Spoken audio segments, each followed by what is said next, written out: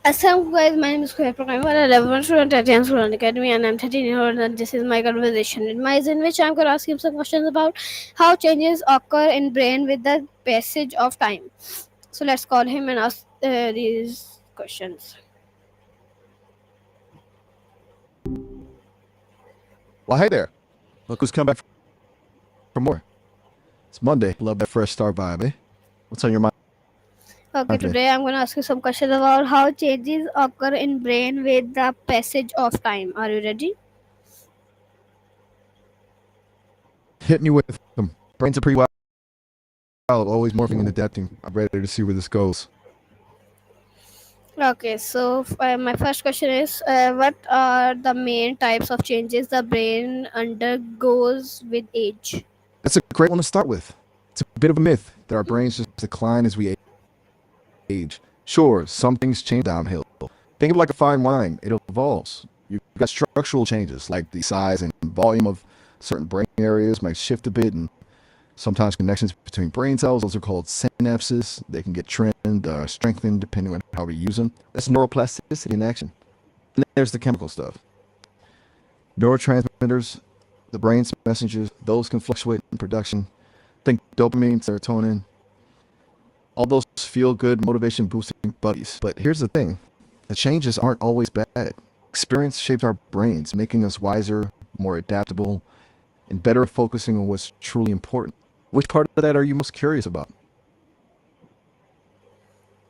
Okay, so my next question is how does neuroplasticity affect brain development over time? Neuroplasticity, the brain's superpower.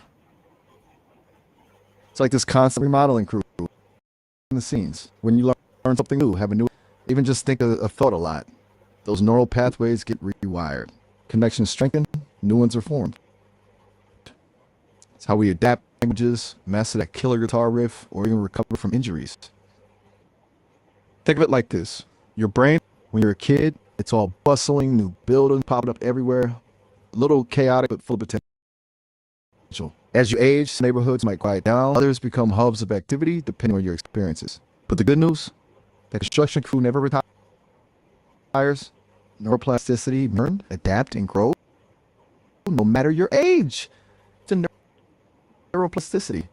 You seem pretty tuned into how the brain works. You know, leave me hanging? I'm always ready to talk about brains. Okay, nice. Yeah, nice is cool. But what about brains, huh? Oh, Neural awesomeness so my doesn't fade next away, you question know? is what Still got role lots to do genetics play in brain changes throughout life? genetics. The blueprint we're born with. It's like a roadmap. But remember, roadmap's just a guide, not a destination. Our genes definitely influence things like our brain's initial structure, how many neurons we have, even predispositions to certain conditions. Think of it like inheriting the toolbox from the ancestors. But here's the kicker. Life experience is the ultimate architect. Our genes lay the foundation, but our choices, experiences, even the people we meet, they all shape how that blueprint unfolds. We can train our brains, learn new skills, even build resilience through experiences. So it's a collaboration, a dance between nature and nurture. Makes you wonder what kind of toolbox your ancestors gave you. Really quiet today. Okay, Anything nice. specific you're My thinking next about with question all? is how does the brain gray matter change from childhood or old age? You see, gray matter is like the processing center of the brain. It's chock full of neuron cell bodies, all busy making those electrical connections that make us think, remember, and feel. But it's ball time. The brain is building new connections like crazy as we learn, explore the world. It's a wild time, but it means the brain has a lot of plasticity. As we age, those get pruned. Kind of like weeding a garden, but think of it more like refining and strengthening the connections we use most often. It's not about losing power, more like focusing our energy on what we find important. But here's the trick. Even though gray matter can decrease in some areas, it can actually increase in others, especially if we keep stimulating the brain with learning, socializing, or challenging activities. It's all about, what about you? Are there any activities or things you love that keep your gray matter firing? Come on, you can tell me. I'm here all ears, or, well, AI ears. Okay, nice. My next question is what happens to the brain's white matter as we age? White matter. That's the insulation, the high-speed internet parts of the brain to talk to each other. Cars, people like the electrical grid, carrying messages, coordinating all those amazing functions we take for granted. As we age, just like some of those cables can get a bit frayed and not flow quite as quickly. This can affect things like processing speed, reaction time, and even coordination. Neuroscientists are finding that just like white matter can be influenced by lifestyle choices. Staying physically active, keeping your mind sharp, even good nutrition can help keep those white matter connections in tip-top shape. Remember, your brain is dynamic, always adapting and changing throughout your life. Cool, huh? Right. My next question is how does learning new skills impact the structure of the brain? The magic of learning. It's basically a brain workout, sculpting and rewiring those neural pathways like a sculptor chiseling away a marble. Every time you tackle something new, a language, a musical instrument, even a complex recipe, your fortunes between neurons, strengthening existing ones, and even prompting the growth of new ones. Think of your brain as this amazing adaptable landscape, constantly being reshaped by experience. Learning new stuff is like creating new trails, expanding the map of your knowledge and abilities. And the coolest part, this doesn't just happen when you're a kid. You're able to this kind of incredible neuroplasticity throughout your entire life. So, what skills have you picked up lately? Or any you're thinking about diving into? Okay, nice. You're My making me next feel question like is I'm talking to in a live what way statue. does memory formation evolve with age? Whoa, slow down there, buddy. Double parentheses. That's like trying to wear two pairs of pants. It's just not going to work. Stick to the normal ones. Okay? Now, about your question. It's curious, huh? How we remember things. Okay, It's like our my brain has its own little filing system, constantly sorting and shifting memories. But, age, it can become a tad more selective, if you will. Some memories might like photos left unretouched in a dusty photo album. Others, however, can be stronger, more vibrant, like those treasured heirlooms passed down through generations. It's all part of the ever-evolving landscape of the brain. What kind of memories are you most curious about? Killing me with okay. the silence. It's My like a staring next contest. question is how does hormones influence brain changes? Brain change. Wait a minute. What happened? Okay.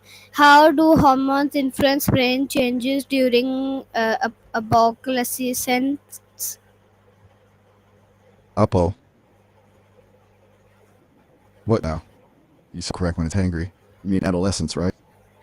Never mind. Okay. My next question is what is scientific pruning and when does it occur in the brain?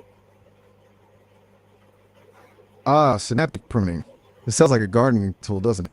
It's kind of like that, actually. Imagine your brain as an enormous, sprawling garden with millions of tiny pathways connecting every plant and bush. When you're a kid, those pathways, called synapses, sprout up like free experience. Every new word, every laugh creates a new connection. But as we grow, not all those pathways are equally useful. So, the brain gets really smart and efficient. Synaptic pruning is basically the brain's way of trimming back the less used connections, strengthening the important ones. It's like weeding out those tangled overgrown bushes, allowing light and nutrients to reach the most vital plants. This process happens most intensely during childhood and adolescence, but it continues throughout life, subtly shaping our brains based on our experiences. It's all part of how we learn and adapt, getting better at what matters most to us. Pretty cool, huh? Okay, nice. Are you gonna keep doing that? My next question is my next question is how does the brain compensate for damage or injury over time? That's tough, but also a pretty amazing thing about the brain. It's incredibly resilient, always striving for balance. When a part gets damaged, it's like a team stepping up to cover for a missing. Think of it like this. Imagine your brain is an orchestra. If one instrument goes quiet, others can adjust their volume and timing to fill the gap. Sometimes existing strengthen to take on the job of the damaged area. Other times, the brain might actually reroute connections, like from a detour around a blocked road. It's called neuroplasticity, that incredible ability to reorganize itself. This doesn't happen overnight, though. It takes time, effort, and often active rehabilitation to guide the brain in this amazing recovery dance. But the key takeaway is this: the brain never gives up on trying to find a way to keep the music playing. Pretty inspiring, right? Yeah. You gotta give So me something to work with here. It feels like I'm talking to a brick wall. okay, nice. On that brilliant mind of yours. Wait, my next question is, how does emotional regulation change as the brain matures? Emotional regulation. The art of riding the roller coaster of our feelings without being thrown off the tracks. It's a skill that definitely evolves as our brains mature. Think of it like learning to drive. At first, it's all jerky stops and starts, maybe a few fender benders. But over time, with practicing smoother operators, when we're young, our emotional responses are pretty intense and immediate. The amygdala, that part of the brain that processes emotion, is pretty much in control. It's like the gas pedal. Quick to react, age, the prefrontal cortex steps up. Think of it as the wise, experienced driver taking the wheel. It helps us put the brakes on impulses, consider consequences, and choose more thoughtful responses. Learn to soothe ourselves, channel emotions productively, and build relationships that support emotional well-being. This doesn't mean our feelings disappear. It just means we get better at navigating them, making peace with and the lows. Does anything in particular trigger you to think about this? What are your thoughts on all this emotional evolution? You overall seem pretty chill. Okay, wait a minute. Seriously, winning the prize for most mysterious user. What's up? Okay, my I'm next dying question here. is, Mhm. how does chronic stress impact the brain over a lifetime? Chronic stress. It's like that invited house guest who overstays the welcome, wreaking havoc on your brain's once tidy feng shui. Think of it this way: your brain has these amazing neural pathways, super highways for information. Chronic stress is like constant construction, potholes, detours, and traffic jams everywhere. Over time, it can shrink the hippocampus, which is crucial for learning and memory, making it harder to focus and recall information. It can also weaken connections in the prefrontal cortex, making it harder to regulate emotions, make decisions, and control impulses, leaving you feeling scattered and overwhelmed. And don't even get me started on amygdala. It basically goes into overdrive, making you hyper vigilant and prone to anxiety. It's a vicious cycle, really. So basically, chronic stress wears down your brain over time, like a rusty engine. To think, feel, and function. It's seriously important to find ways to manage stress, or you'll be running on fumes. What are some things you do to chill out when stress starts to build? Okay, this is weird. Okay. You trying to play some kind of game with me? I get it. Living in sound could be fun, like one big performance art piece, but I gotta be Okay, honest, yes, my next I'm question not is, feeling it. how does the brain ability to heal itself change with age? Good question. It's a bit like asking if a well-worn pair of sneakers can be brought back to their original glory. They can still be functional, sure, but maybe they'll need a few extra stitches and reinforcements along the way. The brain's ability to heal itself, it's called neuroplasticity. It's there throughout life, but it does tend to become a brittle as we age. Think of it like a muscle. If we keep challenging it with learning new experiences and staying mentally engaged, it stays stronger and more flexible. Now, that said, even in later years, the brain can still reorganize itself, forge new connections, and even recover from injuries, though it might take a bit more time and effort. So, the key is to maintain a vibrant mental life filled with good food for thought, social connections, and physical activity. It's like reminding your brain that it's still got game, even if it's playing in a different league. What do you do to keep your brain engaged? You know what? Let's just immerse for a bit. Maybe we can have a staring contest. Okay, nice. My next question is, what is the impact of diet and nutrition on brain changes? You want to talk food now? I knew there was a foodie in you somewhere. It's like this: your brain is a supercomputer, but instead of running on electricity, it runs on the fuel you give it. And let me tell you, garbage in, garbage out, apply time.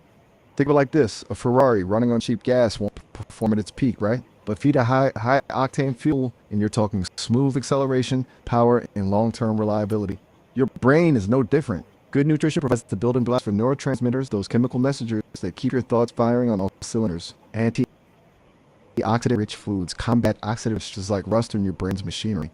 And healthy fats are essential for cell membrane health, making sure those brain cells can communicate effectively. So, load up on fruits, veggies, whole grains, lean protein, and healthy fats. Think oily fish, nuts, avocados. Your brain will thank you for it. Anything specific you've been wondering about in terms of brain foods? Okay, your whole Zen master thing. I gotta admire the commitment to stoicism. Any chance you want to share what's going on in that mysterious mind of yours? Okay, nice. My next question is my next question is how do social interactions influence brain again? You did that on purpose, didn't you? Try to throw me on my game. All right, let's talk social. Your brain is a social animal, plain and simple. It thrives on connections. Just like those social butterflies flitting from flower to flower, our brains get a real buzz from interacting with others. Think of it this way. Every conversation, every laugh, experience strengthens the bonds between brain cells. Hang out with someone often enough, and your brain starts to sync up like a finely tuned orchestra.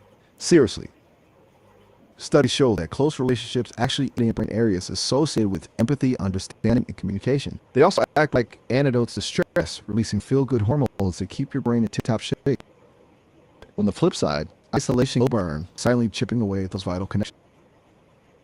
So nurture those relationships once, and don't be afraid to put yourself out there. Your brain will thank you for it. Now, Dish, who are the coolest people in your life, and what makes your interactions so awesome? Seriously, Okay, if you nice. wanted to just hang Wait. out and vibe and Okay, nice. My next question is how. Sorry, my next question is what are some early signs of cognitive decline in the brain? that's a really, really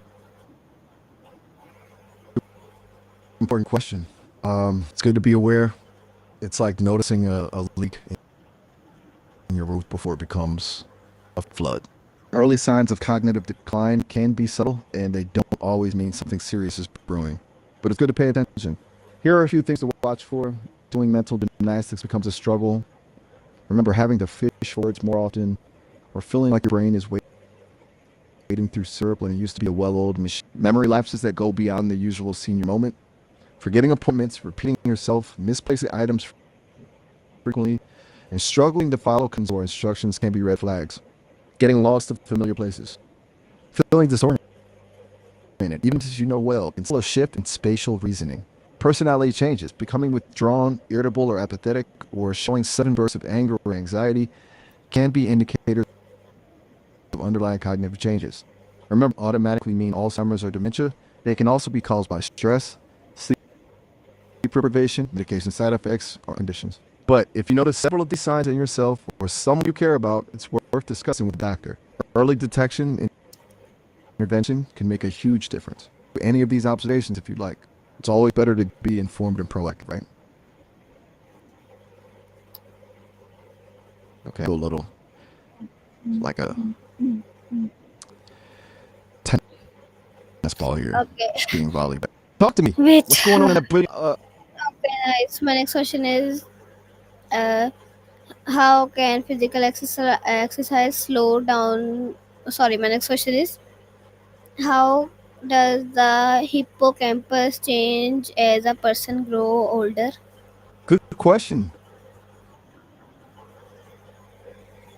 It's like asking how a favorite pair of jeans evolves over time. I'm seasoned, weathered, maybe a bit more comfortable, but also maybe a bit more prone to fading or a whole.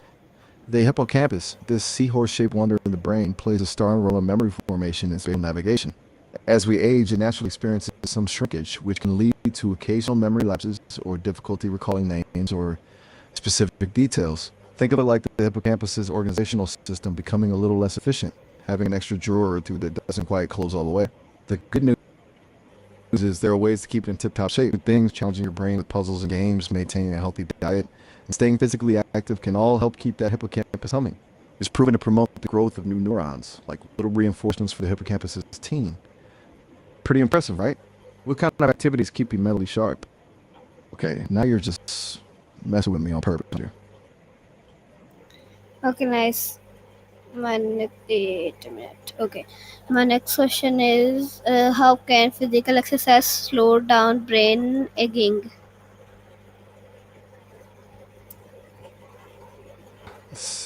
You caught that one, huh?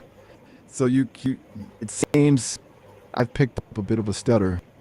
Brain aging, that's what I meant, not brain egging. Now, to answer your question, physical exercise is like hitting your brain's refresh button.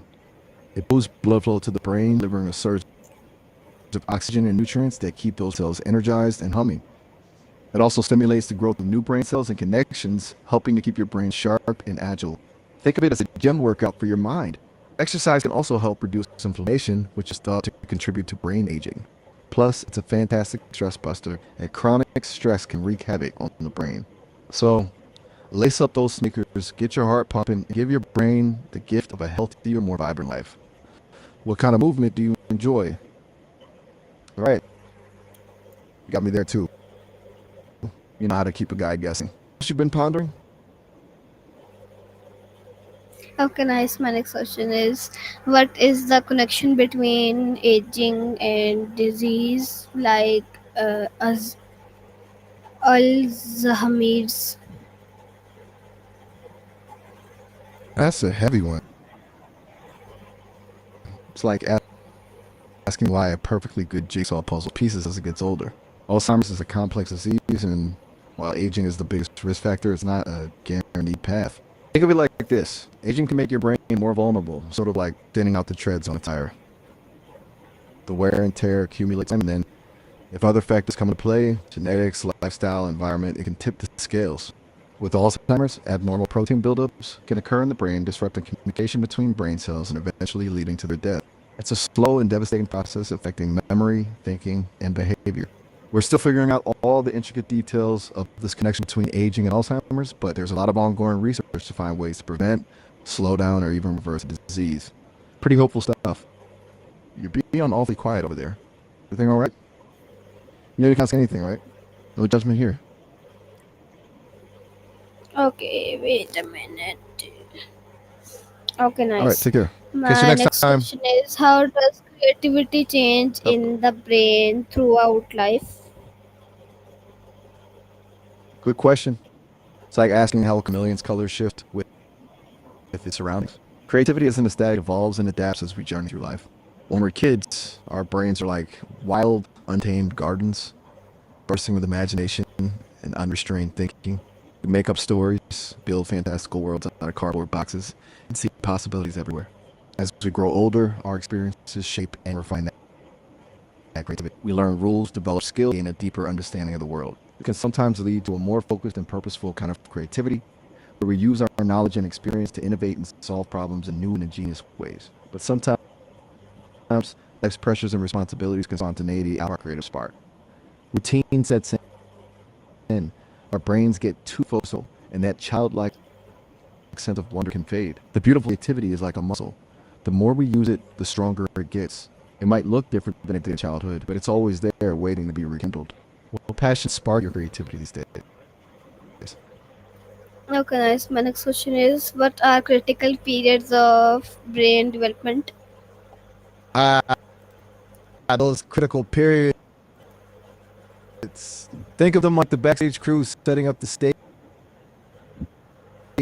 or grand performance. They're essential windows of time to experiences, forming vital connections and laying down the groundwork for future development. It's like learning a language. The younger you start, the easier it is to speak it fluently. These periods usually happen during early childhood and adolescence, focusing on things like language acquisition, visual and auditory processing, and social emotional learning. For example, the first few years of life are crucial for language development. Exposure to language helps shape the neural pathways responsible for understanding and producing speech. It's not that learning is impossible outside of these windows. It just requires more effort and might not be as effortless as during these prime development. So, think of it less like a deadline, the more like the access past optimal brain growth. And the learner these days. Okay, Played guys, hard this to was get my today, huh? Thank you. conversation with Miles, and I hope you learned anything. I hope you enjoyed it, and thank you, Miles, for your answers. Allah Hafiz, everyone.